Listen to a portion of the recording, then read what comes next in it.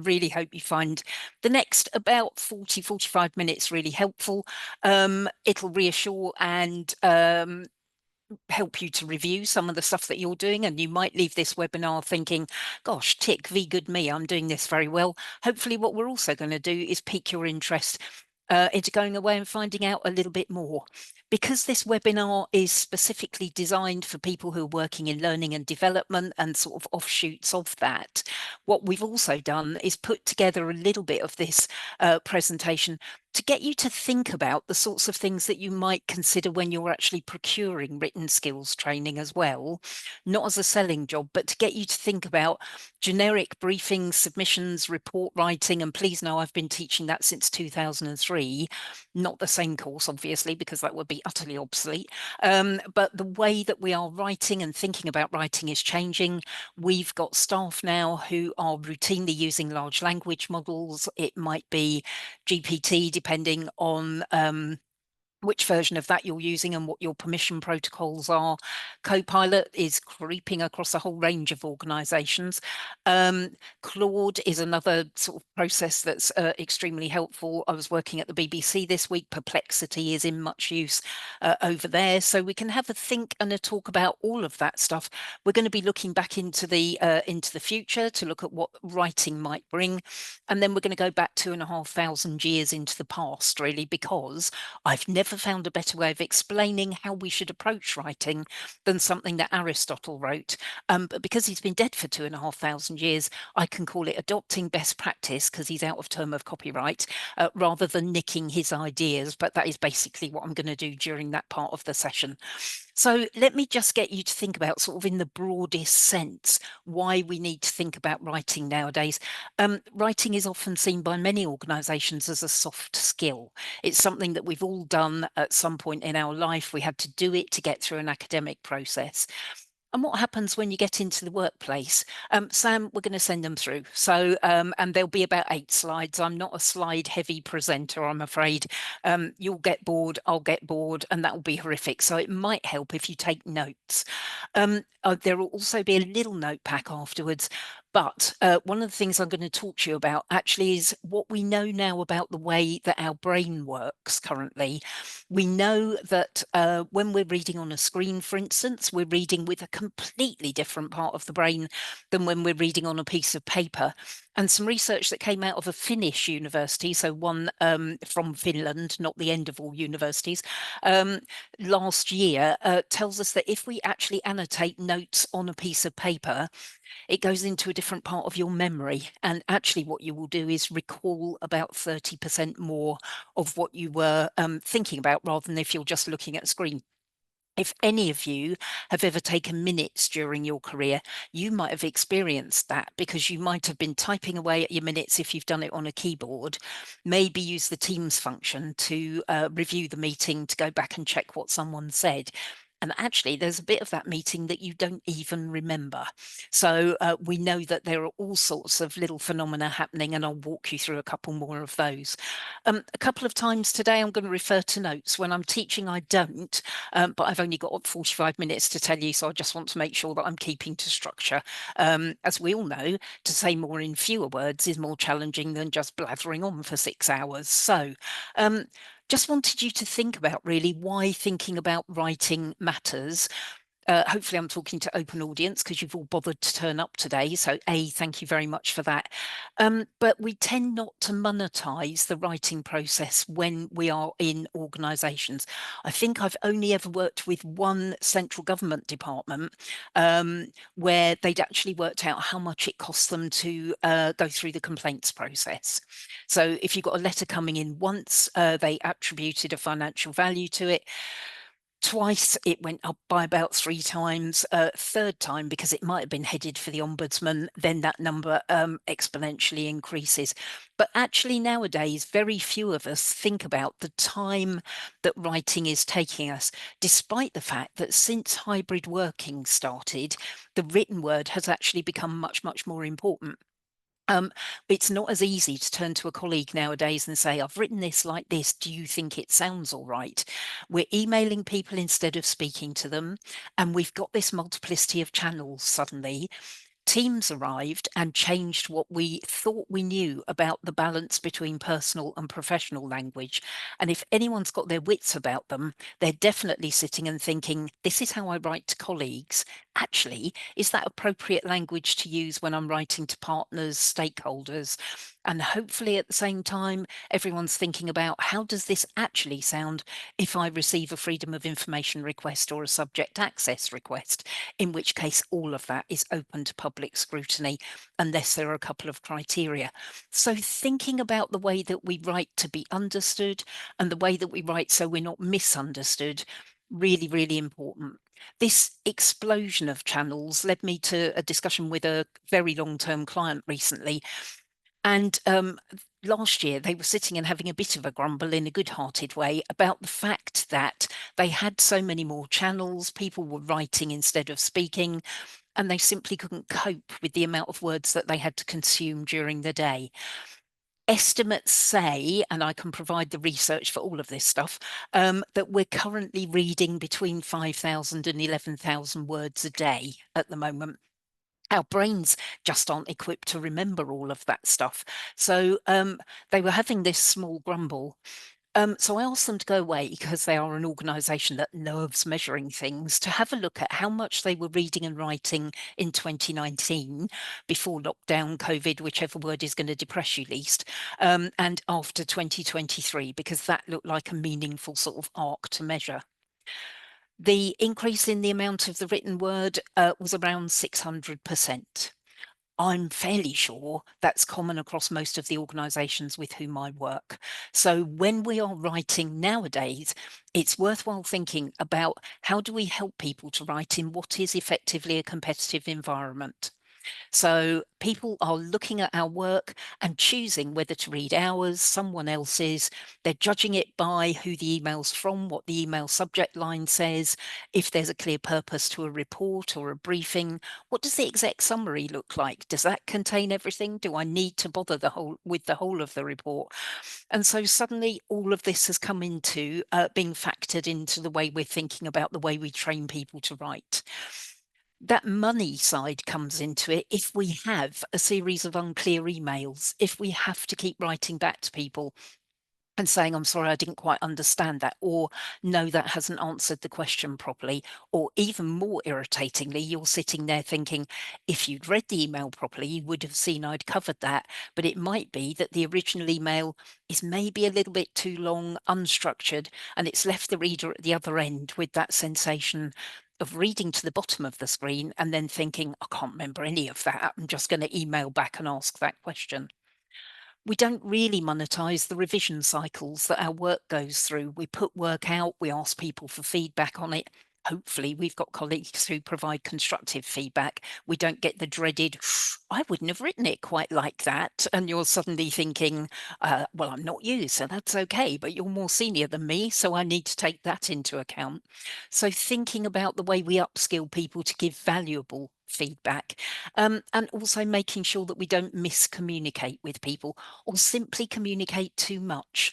One of my clients in the tech field is now training its staff in something called intelligent search. They are very aware of the physical cost to the earth, basically, of how much energy it takes to send a megabyte attachment on a file. And so what they're asking their staff to do is only send emails, electronic documents, if they absolutely have to, because what we don't want to do is be a contributor to drought worldwide. So there are all sorts of things that we can think about. So when we're thinking about writing, what we're going to sort of bring into this is, first of all, we need to assess the skills gap at work. So what are people actually doing and what do we need them to do? And that's been sort of changing goalposts at the risk of including metaphors today. We know now that we have to consider the time and space within which someone is reading this. I'm presenting to you today on a laptop, but what we do know is about 85% of business communication last year was read on a mobile phone screen. So how does that look if my reader is having to scroll through information? How easy is it for them to access what we thought would be helpful when we've included web links and suddenly they're having to open up PDFs? If we're using things like PDFs for security of information, how do we align that with the fact that many PDFs are inaccessible if I have readers who are using a screen reader, for instance? So are we now saying 1 in 10 people in the population likely to be using that assistive technology won't be able to access the information? Um, so what we're going to think about is what the purpose of our writing is. What does the necessary style and tone sound like? Which departments within the organisation actually need the most support? Interestingly, we have experience of procurement happening from both ends of the organisation. There will be people in senior roles who say, "Gosh, you need to teach all of my junior staff to be able to write." And then we have very senior teams who say, actually, I think we should give that lesson from the top. If we're asking people to write clearly, what we should be seen to be doing is setting a really good example. There's very little point in procuring for training for people at junior levels in the organisation if once they go back full of all sorts of new ideas, someone senior in the organisation is simply going to provide feedback and change it back to the way that we've always done things. So the ability to change in thinking from top down within the organisation is really important. If there are communications within organisations, what we know for sure is it's not normally a communication issue, it's a leadership issue, because what they haven't done is embedded that clear communication sort of throughout and set themselves up as a good example. So when we're procuring, we're thinking about, is this for frontline staff, for managers, is it for executive? And actually, what is the business impact of those gaps in writing? What's happening if we are getting complaints coming in? What's happening if we're producing board reports that maybe non-executive directors don't want to read or haven't got the time to read with things? We're also going to have to think about sort of delivery format considerations. Many people have been quite nervous about sort of online training and keen to understand that it'll still be as interactive. Online training nowadays is super helpful because what we can also do is provide access to the range of sort of tools that people will have available to them. So you can live edit documents, do all sorts of exciting stuff that in the ancient days of overhead projectors or PowerPoint slide number 86 to tell you how to write short and sweet simply doesn't provide you with the flexibility to look at. So what we're going to think about is a whole range of things. Let me just use a couple of PowerPoint slides. Please know none of these have got huge information on them because you wouldn't remember it anyway. So, and I will flip to and fro with these. So with a little help from Canva, I am now going to present these slides, I hope. There we go. Pause, 2, 3. There we go. Thank you very much indeed. So we're talking about, as we've said, how to create and support great written work at work. And so what we need to think about is some of the factors affecting the way that we read and write for the next few years. We know that there is an increased need for a structured approach to writing. Templates are incredibly useful nowadays because they provide guidance for people who might be working remotely. They provide, as long as they've got decent guidance underneath them, they are also super helpful for people who are reading documents who need to know where the information is likely to be. So today we're talking about informational writing. And for many of the people with whom we work, it's about making the fundamental shift from this is the way that you wrote in an academic environment. So this is intellectual writing. What we're now thinking about is intelligent writing. How can I write something that people can read, that they can understand, and that they trust? And how can I get them to read that once and understand it? That's that increased need for a structured approach. One of the things we know about the way that our brain's working currently is a little bit of a hindrance, but I'm just going to give you a quick chat about that in a second. AI, we know, is helping or hindering. So one of my clients, a director of a very well-known British company, was talking to me yesterday about the fact that actually what's happening is her less capable writers are relying more on things like Copilot and GPT. Her more capable writers are really good at prompting it so that it looks like they're writing. But the thing that she's doing, which she's never had to do before, is she's going through, and before she uses any of her briefings, she's got to check that that information is true. We know that there are some issues, and we all know that there are words like hallucinate attached to GPT, and sometimes we're told Copilot exceeds agreed truth boundaries. Both of these tools are going to be really, really helpful. They help less confident writers. They do help with structuring with writing. But one of the little things to be careful of, and Sam Altman of OpenAI was recorded as saying this in an interview for Forbes magazine in August of this year, is he's slightly concerned by the number of people who take the content from these large language models and then don't amend it. They just use it and they're glad to press the send button. He thinks it's about 85% of all users.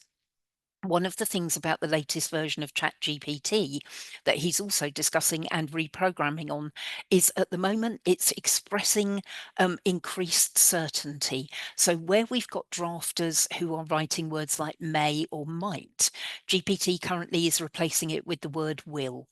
So when we are thinking about writing, it's also about accuracy. So is what I've put in here honest, and is it going to cause reputational damage, or actually has it helped me to produce something or summarize something a lot more simply?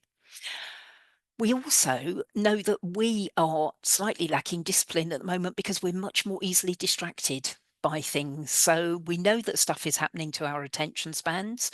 We know that if we're at home working, we might be working, but we've got an ear out for Amazon, organic farm, depending on which end of the ethical spectrum you're sitting on. You might have bought a pet during lockdown, might be glad of the flexibility for healthcare or hanging your washing out. But what that now means as writers is we are writing for increasingly distracted readers. So that need for structured approach is becoming super important. The need for subheads and paragraph numbering, which sounds as if I've gone right down into the weeds suddenly.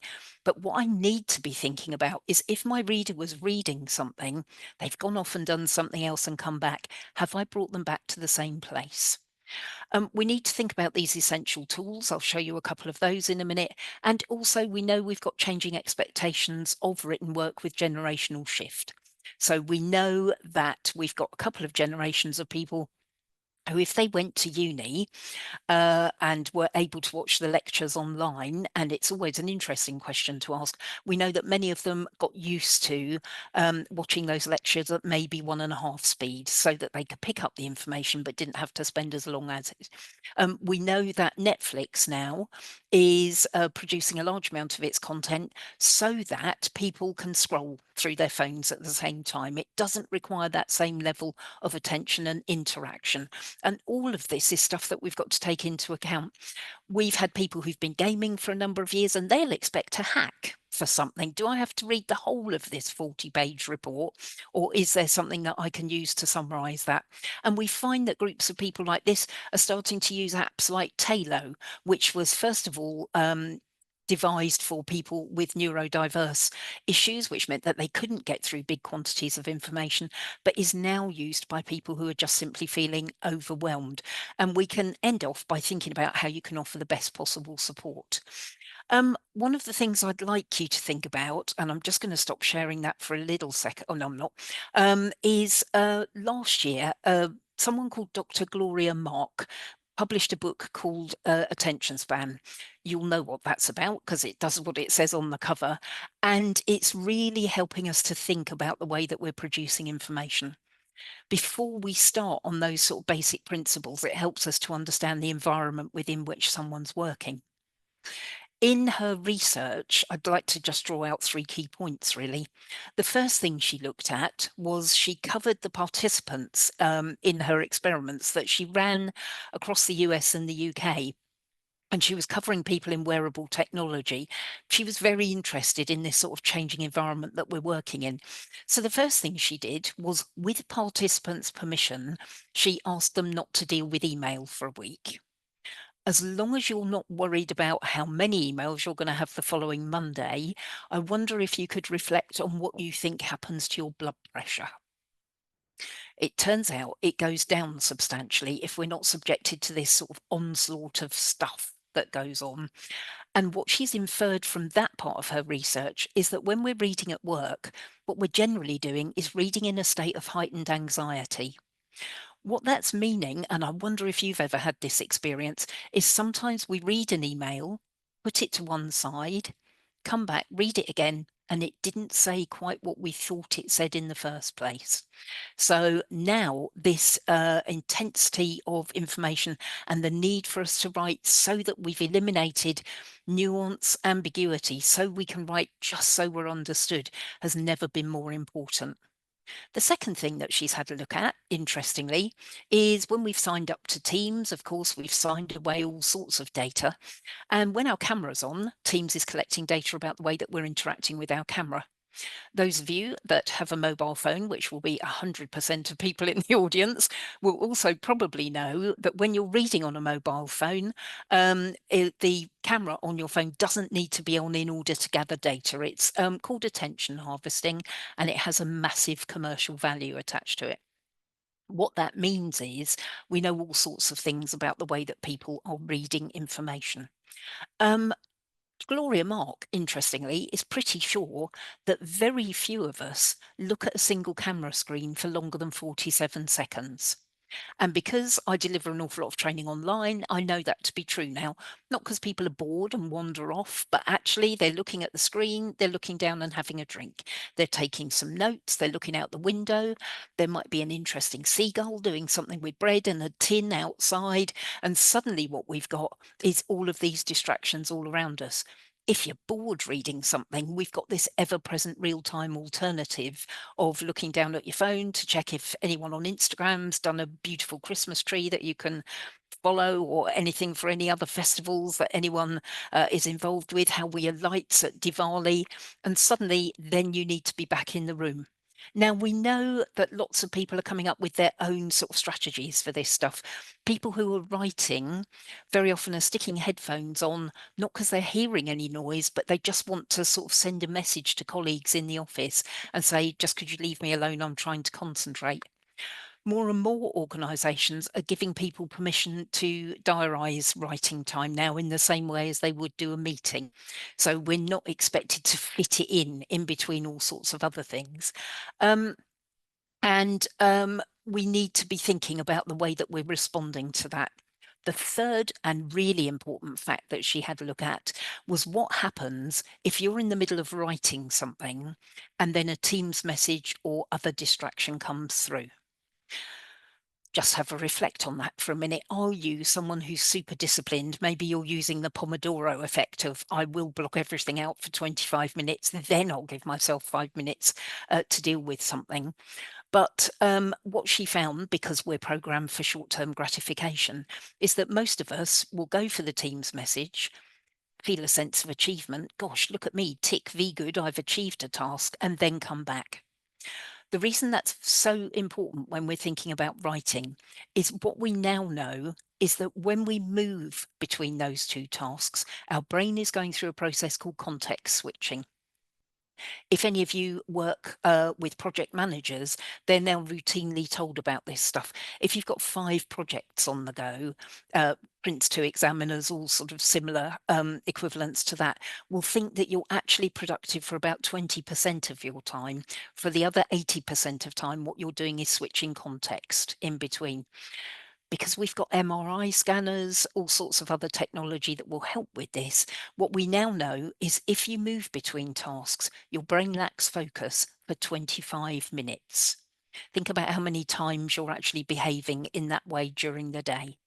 Now, the reason that's very important when we're writing is we know lots of stuff about the way that we're reading. Remember earlier, I said when we read on a screen, we're reading with a different part of the brain than when we read on paper. On a screen, we're reading with the part of the brain that's closely aligned to the part that processes speech. It's changing the language that we use. It needs to sound, when we're reading on screen, as though it's someone saying it to you. Otherwise, it started to sound a little bit 1950s. And I don't mean overly colloquial. We're not like yo homies. Don't worry, I'm too old to say anything at all like that for the rest of this whole webinar. But what we're thinking about is changing our vocabulary. It might be that I wrote to Daniel at one point and was terribly proud of my vocabulary and said, Dan, I would like you to give consideration to making an application for this position of employment.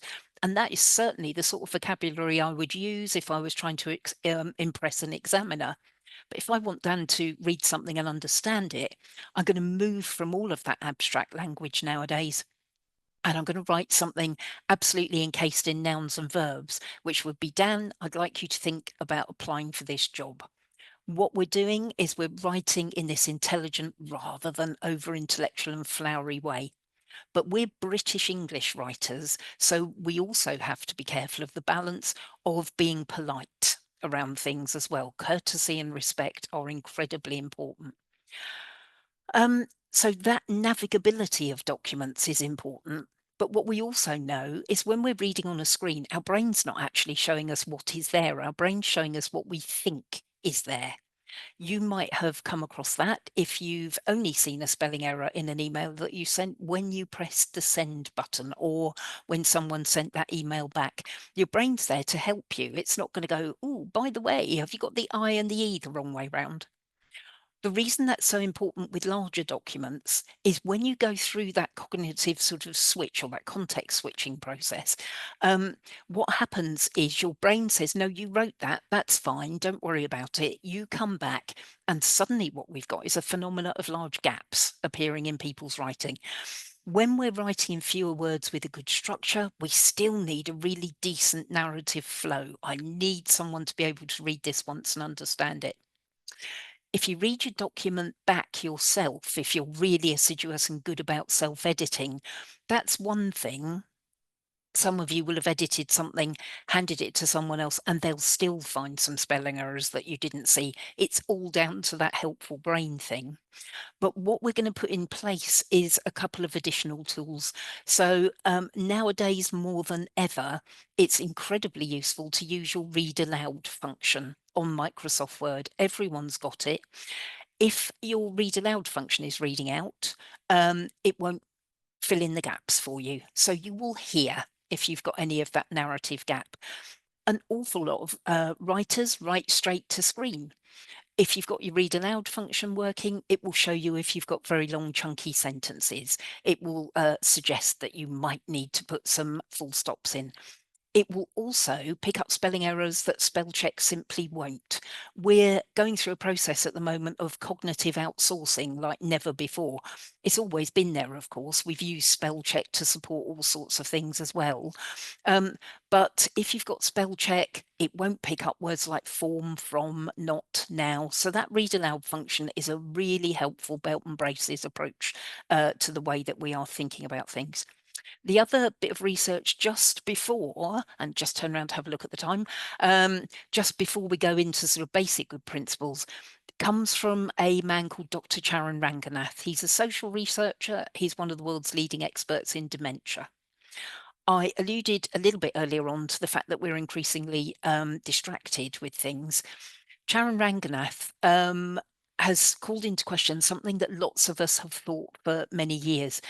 If any of you did AS level psychology or are aware of McKinsey's pyramid principle of writing, you will probably have talked about the way that you read and how you retain information in your short-term memory. And then you have to have a bit of a pause, 2, 3, and move it into your long-term memory, which is actually where you'll remember it.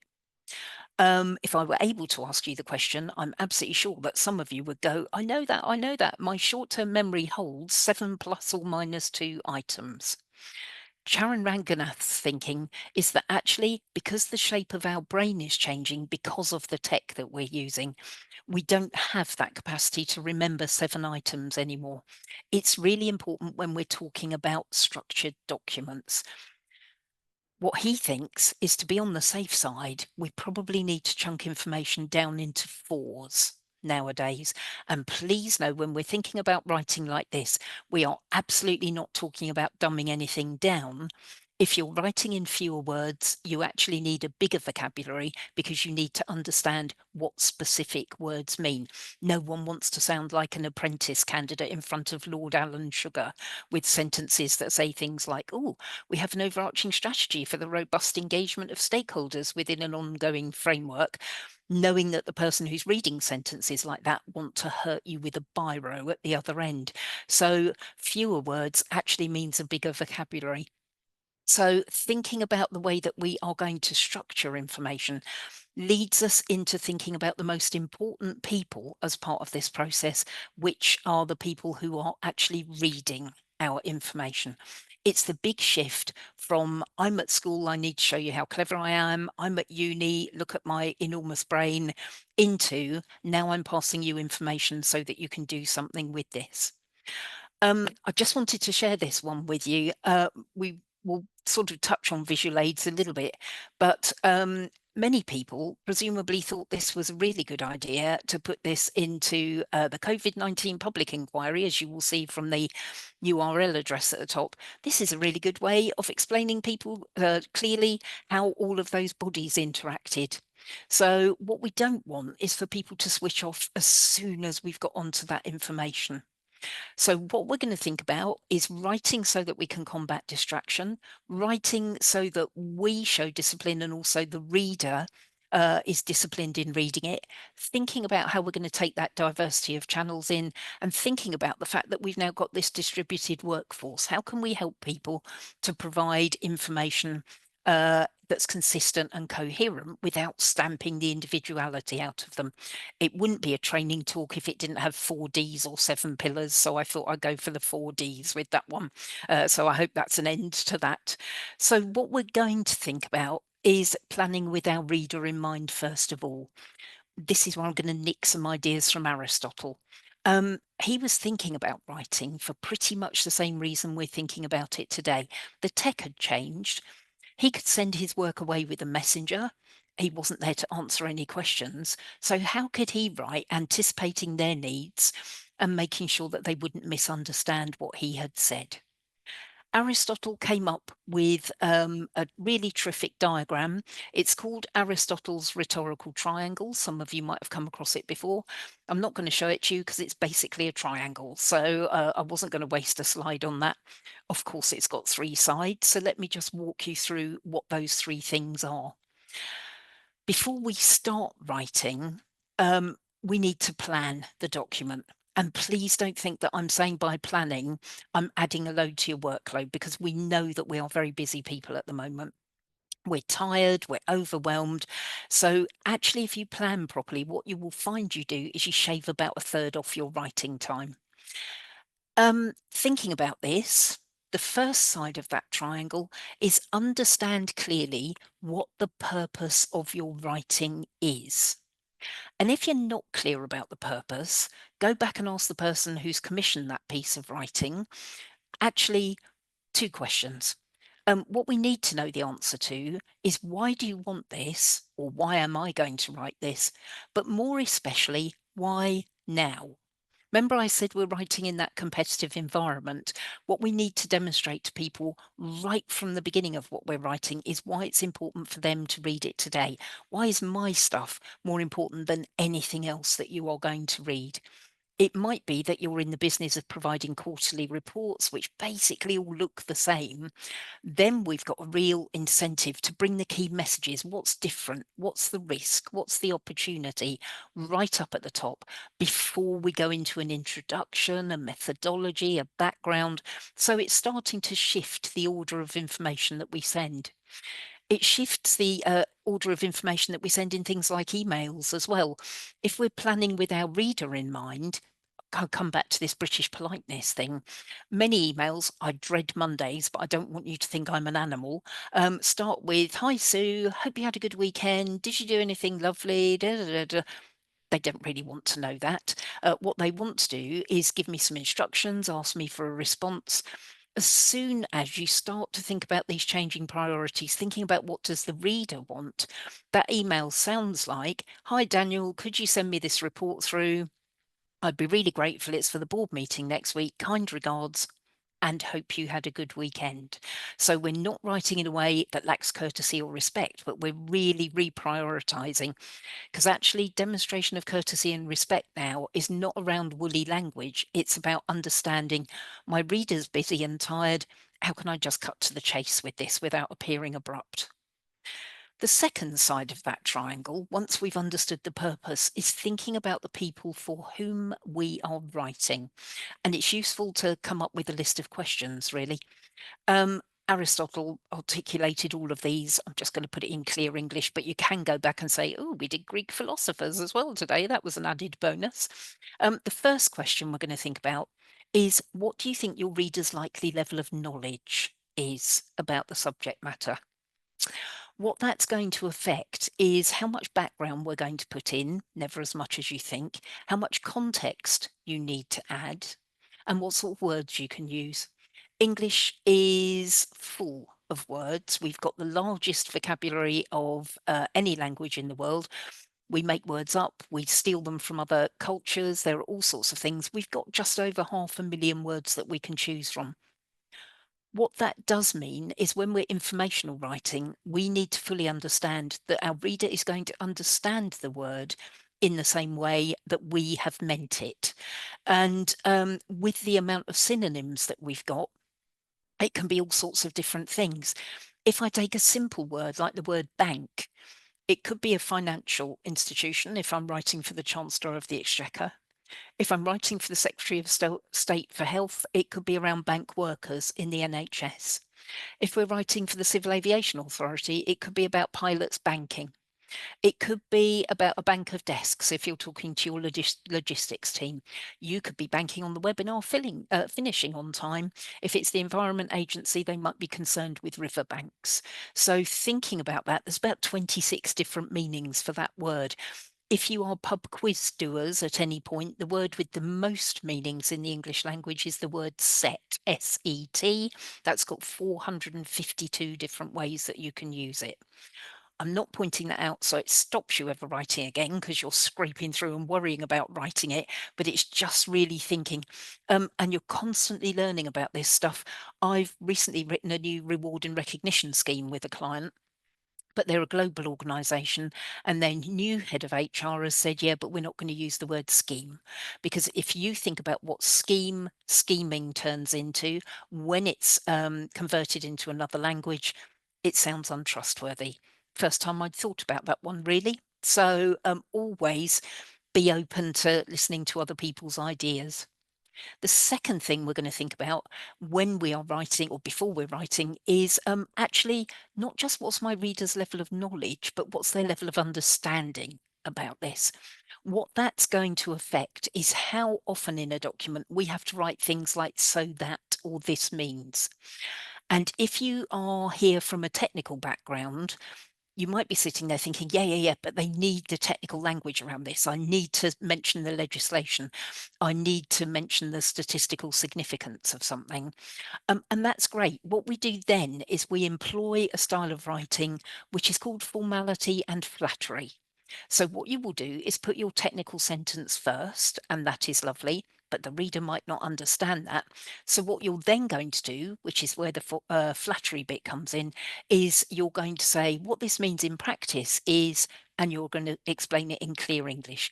We all know that we value an explanation, and that a clear sign of someone's expertise is their ability to be able to understand it, to explain it quickly and clearly in clear English. It shows they're in command of their subject. We're also going to think about, because everyone's a human being, what's my reader's level of interest in this? What are they actually looking for? Because if we put that up at the top, what's going to happen is their shoulders are going to go down and they're going to engage with it. If we're making them hunt too far through that document for it, what's going to happen is they're going to start skimming and they might miss something. For every item of non-essential writing that we put into a document, we risk clouding the essential item. We're also going to think about readability and about accessibility and about our readers' numeracy.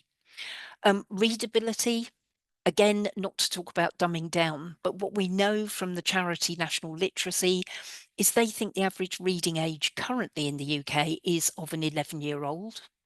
The National Numeracy, the charity, think that half of all working adults have a numeric understanding of an 11-year-old or below. And with all of this, there are contributory factors around neurodiversity, which is a processing issue, absolutely not an intelligence issue. We know we might have 1 in 10 readers who are dyslexic.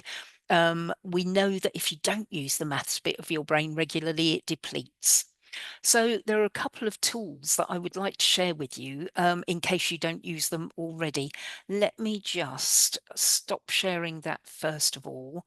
And then what I'm going to do is quickly make sure that I'm on the right page to share the other stuff. So there we go. What I have just taken for absolutely no reason except it was quick and easy to do is I've just taken a press release from 2 days ago from the Department for Health and Social Care website just to show you quickly about readability scoring. Some of you, I hope, are using the editor tool when you're writing. The bit I just want to make sure that you're all using is this little bit down here that's lurking at the bottom, which says Insights Document Stats. This bit's been in Word since day one. What this does, if I just press that, which I am going to do in a minute, is it activates something called the Fleisch-Kincaid index. Please don't worry about the spelling of that. You'll see it in a minute. What it's going to do is it runs analytics underneath that piece of writing to assess the length of sentence, how complex the vocabulary is, how complex the sentences are, and it's looking for something which, when we're talking about informational writing, is the invention of the devil, and that is something called the passive voice. It's where I can't tell who's doing the doing. It's the sort of sentence that says the report has been produced, and it leaves the reader with the question, by whom? So we have produced the report is an active sentence, which has got a lot more transparency and agency. That's why it's important to have a look for that stuff. Let me just run that through. And hopefully what's going to happen is we'll get a quick readability score on that piece of writing. And I'm going to get you to look at a couple of things. Words per sentence, which we know are terribly important in terms of the reader being able to understand the information quickly and easily. There's a direct correlation between how long your sentences are and how easy they are to remember. And we're going to look at these figures down here.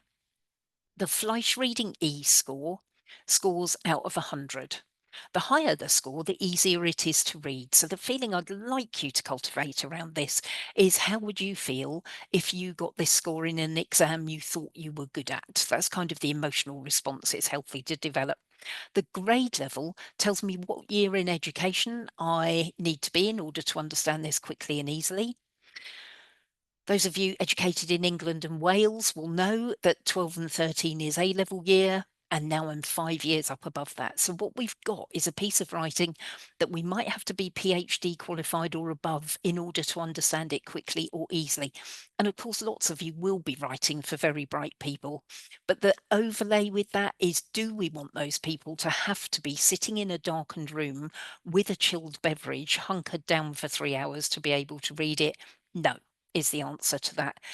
We've got quite a low passive sentence score with this. Now, those numbers, of course, don't mean anything without a little bit of interpretation. So if you wander over to the internet at some point, which I will do on your behalf, what we can find, if we Google images and we look up Fleisch-Kincaid, and excuse me for just finding that quickly and sharing it, lovely. This is one grid that's available out of many. I'm just showing you this one because it's quick and easy to look at. What you can do is just have a quick look down the score of what you have got and leap across to the right-hand side, and it will tell you percentage of adults who can read at this level. With writing, there's never a right or wrong way. There are better or worse ways, but this is something that can help you to apply common sense. If I had a score of 18, I'm very firmly in the only 4.5% of the population can understand this quickly and easily. If you are writing for Stephen or Hannah Fry or any of the other bright Frys that might exist anywhere, you're probably good to go. What we're aiming for really in the sort of writing that we're talking about in terms of professional environment We're very rarely going to be up in the 80s and 90s because often our technical terminology won't bear that. So usually what we're trying to aim for is between 40 and 60. That should give us that nice balance of personal and professional. I'm just going to stop sharing that quickly to show you the other tool, which will help with readability. And let me just bring that up so I'm not flicking to and fro. Before the course, I had loaded that same press release onto something called the Hemingway editor, which some of you might have come across. If you haven't, it's a free to use tool. Many people working in government departments and their agencies have this approved by their IT department, but often you might have to request it. Because they do want to have a look at who's got hold of it. Grammarly, tools like this, some central government departments are having a bit of a look at Grammarly at the moment because of where the data is stored. Hemingway, people are generally happy about where the data is stored. I use this with a couple of departments who are very, very concerned about that stuff. What we can see is Hemingway doesn't work in numbers, it works in colour. What we're thinking about, and let me use the cursor in case I've got anyone with red-green colour intolerance, is if we have a sentence like this one, it's yellow. That means it's hard to read. For many people providing technical documents, actually, we're going to leave those because it's going to pick up vocabulary it doesn't like. The ones we're not going to leave alone are the sentences that are red. They're the ones that are judged very hard to read. You'll see there's a readability score on the top right-hand side. It aims up to 20, but you'll see that Hemingway doesn't pull any punches as well. It's got the word poor underneath here. If you score over 15, it actually says postgraduate or above. It's not being complimentary in that particular aspect. It's just thinking, gosh, someone's going to have to work quite hard. And again, we're using our common sense. So let me just look at this sentence here. Data from over 1.1 million children measured across state-maintained schools in England during the academic year 2024 to 2025 shows that and you can hear now where this problem is coming. So if I want to fiddle about on Hemingway, let me just show you what happens. I might not need all of those figures. I might be able to bung that down into some bullet points afterwards. Let's see what happens if I decide to put a full stop there. Is immediately that changes colour, immediately the readability scores. So what you can do with Hemingway is just have a fiddle about in the privacy of your own laptop. So you don't have to keep going back to and fro. It's also going to query words that it doesn't think need to be there, or words that kind of lack any urgency. So it's words that are weakeners. It's highlighted urgently. You know, we are urgently acting to turn the tide.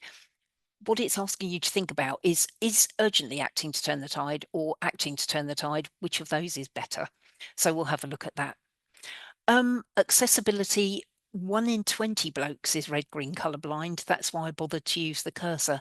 For anyone producing documents, think about whether you need to red, amber, green rate stuff, because for 1 in 20 blokes, that becomes almost unreadable. And it's not just red and green, it's sliding scales of things. But just think about all of the stuff that you know about good practice when you're communicating with external stakeholders, and make sure you embed it back at work as well.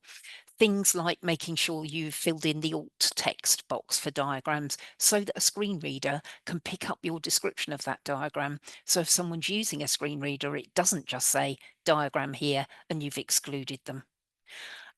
The other thing that I want to just show you before we have any questions as well is, let me just go back to this, lovely. So we've thought about writing with the reader in mind. Around Aristotle's triangle is a circle. It's got the word context around it. If we're thinking about the world that our reader inhabits and how they are likely to understand that word. So if I'm writing to a group of school teachers and I'm using the word concrete, it is likely at the moment, given the state of some classrooms, that they might be thinking crumbling. So just think about what those word associations are going to be. Let me just move that forward. Lovely. So we've thought about our audience. And now we're going to have a think about a clear structure. This is going to be the thing that I talked to you about just before we leave. And I just want to, or before we go on to questions, I just want to make sure that you're aware of technology like this. So nowadays, we don't have to guess the way that people are reading. Many of the back ends of your systems will have access to produce information like this. What I'm showing you, and the main diagram is over on the left-hand side of this screen, is something called the F-shaped pattern. Please be very careful how you Google that. And it's what we know about the way that we read. There are three areas in this pattern. The red areas, it turns out, are the areas that most people read. The yellow areas are the areas fewer people read. The blue areas, please don't put anything important in there because everyone has lost the will to carry on. It's the reason that things like terms and conditions boxes are down here, because they're specifically designed so that you don't read them, you just tick it and then you move on. What we know because of this F-shaped pattern and a huge range of research that's gone into this is we love to think that we're individuals, but actually what most of us have is something called a default reading pattern. That's what you're looking at. It's specific to languages that read left to right. If you're reading in a language that reads right to left, it flips over. Chinese looks weirdly like ours, but big message about writing is if you can get the important stuff that you want to say into those red areas, there is a much higher chance of being read, being understood, and being acted on. That's a very quick sort of trot round things. I'm very aware it's now 1:22. So Daniel, have we got any questions? That'd be awful if there weren't actually. Go on. Thank you very much. I've just put in the chat. So if you want this anything that we do sort of tailored, please feel free to chat to us. And I've included a link that you're more than welcome to fill in. So please do if you've if you found today useful.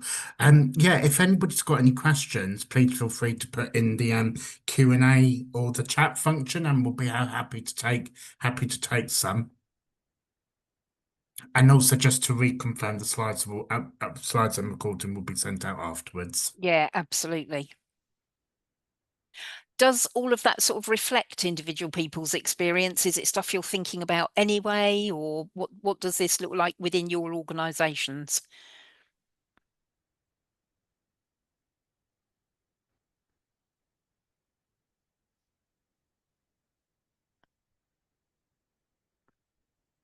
Also, yeah, no, as Carol has sort of um said, hang on, sorry. Yeah, don't we have done plain English Yeah, before, okay. yeah. Rhiannon, I think it's really interesting. So, plain English, just the number of people I've worked with over the years who have kind of an allergic reaction to those words, and their immediate response is, "I don't want you to dumb my work down." To get over that little hump of things, I think about writing in clear English, and I love everything the Plain English campaign does. Please don't think it's not that. But yeah, if you talk about writing in clear English, it tends to stop lots of that awful discussion with people. I've had someone recently who came up and said, "I understand what you're saying about writing clearly, but actually I think people should aspire to read what I write." And I didn't go, "Ooh, look at you," because I'm more professional than that. But it's making sure that actually what we're writing is actually read and used really with things. So Caroline, as soon as I started putting that polite bit at the bottom, I got better responses to my emails. So it's start, and we're peculiar around British English, got all sorts of things that we have to put in there, but yeah. So change the structure of things. I do an awful lot of bid and grant writing around things, and I'm pretty sure I score fairly highly just because the information's easy for the marker to find. So someone's working with a marking scheme attached to that.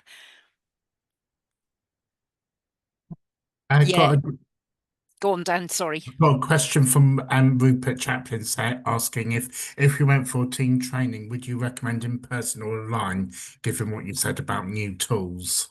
Rupert, so at the beginning of COVID, I thought, oh no, online training is going to be absolutely awful.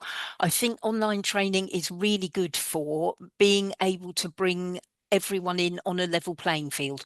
So I've had a number of neurodiverse people with disabilities who actually wouldn't have been able to contribute for a whole variety of reasons in the way that they can contribute online. There's a real responsibility for the trainer, though, to make sure that it's an interactive day and not a whole day of PowerPoint slides where everyone just stares at the screen. So making sure you've got good use of discussion breakout rooms. Those breakout rooms are broken up so people can discuss things.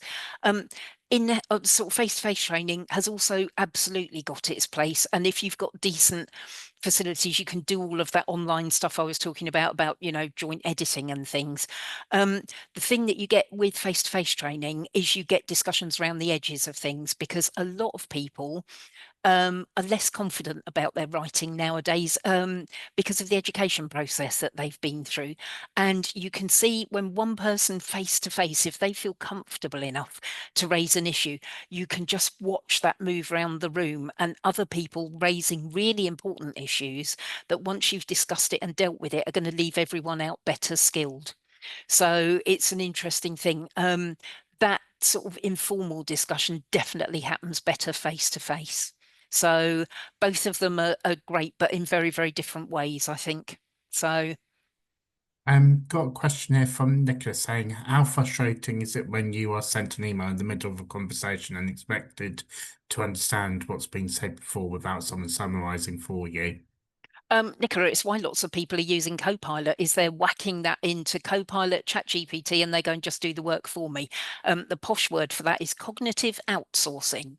And what we're relying on is people who, we're relying on the tech being able to do that accurately.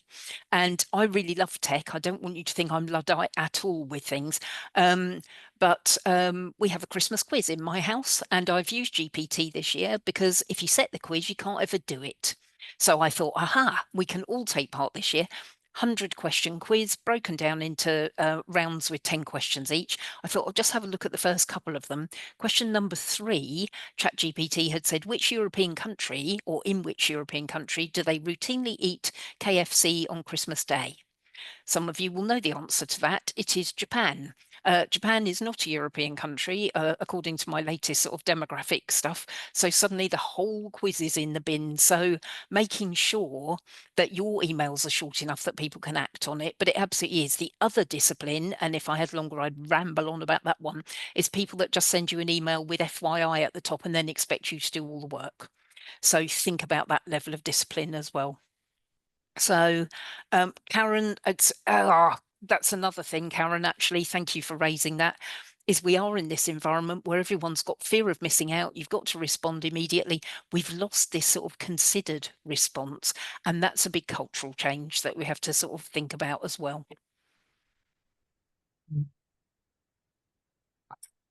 Lovely. Dan, Think any other comments or? not nothing else to forget. Thank you to those who've joined us today. Really appreciate. Oh, hang on. See, some. I'll just sort of saying great. Thank Yeah, you. lovely. But thank you so much for today for joining us. Really appreciate it. And just to confirm and clarify, the slides and the recording will be sent out Yeah. afterwards. And Thank you. also, just to clarify, if anyone does have anything that you've reflected on, thought about it, please send Daniel an email. He can forward it to me. We're really good at getting back about that stuff. It does not cost you any money. It's about us doing our job properly. Thank you Yeah. so much for giving your time. Very, very much appreciate that.